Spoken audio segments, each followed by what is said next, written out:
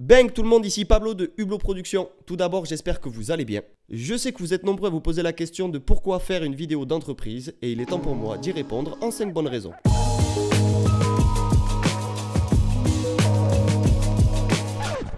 La première raison, c'est que c'est la meilleure façon de communiquer sur votre entreprise ou vos produits. Tout d'abord, ce qu'il faut savoir, c'est que chaque minute, le monde entier publie 500 heures de vidéos sur Internet. Ces chiffres nous apportent la preuve que la vidéo est l'outil indispensable pour une communication efficace. Ce qui nous amène à la deuxième bonne raison. Vous créez une communauté. Vous le savez si bien, dans le monde de l'entreprise et des associations, il est vital de fonctionner avec un réseau. L'inconvénient, c'est qu'il est souvent très localisé, ce qui vous limite dans votre zone de déplacement. Sur les réseaux sociaux, c'est tout l'inverse.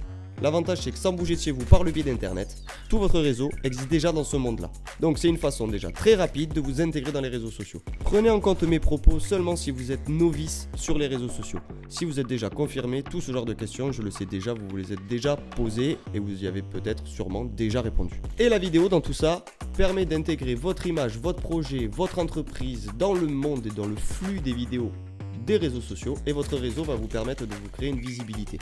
Par le biais de cette visibilité, c'est très simple. Vous allez vous créer une communauté sur Internet. Et cette communauté, il est vital de l'alimenter. La vidéo dans tout ça sera le meilleur outil pour fédérer votre communauté sur du long terme. La troisième bonne raison, c'est d'avoir un meilleur référencement. Le référencement agit en deux actions.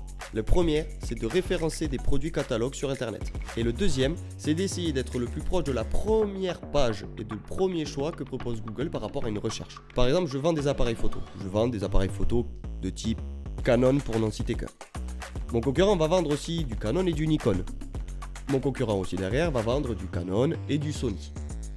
Le but du jeu, dans le référencement, c'est d'essayer de faire en sorte que mon appareil photo soit proposé en premier aux personnes qui sont intéressées pour acheter un appareil photo.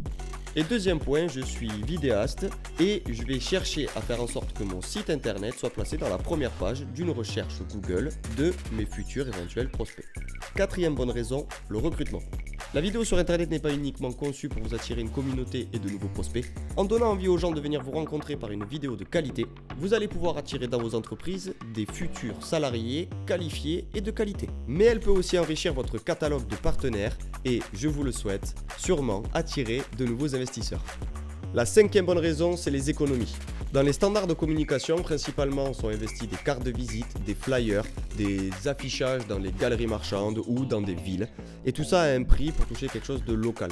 Il faut savoir que le prix de diffusion sur Internet est quasi nul. Donc, sans argent, vous pouvez déjà communiquer sur une échelle locale, voire nationale, assez intéressante. Et si vous désirez investir un peu plus pour toucher un plus grand nombre de prospects ou de personnes susceptibles d'aimer vos produits sur les réseaux sociaux, les coûts sont quasi nuls. Déjà, pour 10 ou 20 euros, vous pouvez toucher un nombre de personnes que vous ne pourriez pas toucher vous-même dans votre département. Et enfin, votre vidéo se recycle. Vous pouvez la réutiliser autant de fois que vous voulez sur tous les supports possibles. J'espère que ce format vous a plu. C'est un format court pour répondre au plus vite à cette question. La prochaine thématique que nous allons traiter, c'est comment ne pas avoir une mauvaise image sur les réseaux sociaux. Ah oui, j'allais oublier. Si vous avez un sujet que vous voulez qu'on traite, faites-moi le savoir dans la barre des commentaires. Et si ce format vous a plu, lâchez-nous un petit pouce bleu et abonnez-vous à cette chaîne. En attendant, je vous souhaite une très bonne journée.